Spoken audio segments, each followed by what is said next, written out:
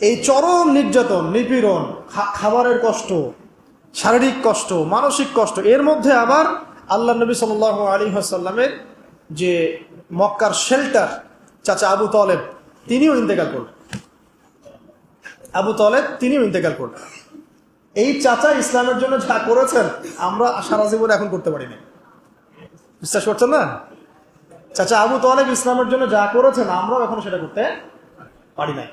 তিনি শুধু কালিমাটা পড়েন নাই। সুবহানাল্লাহ। তাহলে কালিমার মূল্য বুঝি আমরা একটু।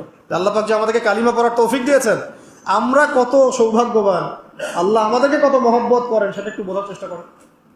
একজন ব্যক্তি নবী সাল্লাল্লাহু আলাইহি ওয়াসাল্লামকে খাবার, বাসস্থান, আপনার সামাজিক সাপোর্ট, অর্থনৈতিক সাপোর্ট সব দিয়েছেন, এবং বাবা ইন্তেকাল করার পরে, মা ইন্তেকাল করার পর, দাদা ইন্তেকাল করার পর তিনি তাকে মানুষ করেছেন। প্রায় কত বছর, প্রায় 30-40 বছর আল্লাহ নবী তার আন্ডারেই ছিলেন। সেই মানুষটা কালিমা পড়তে পারেন না।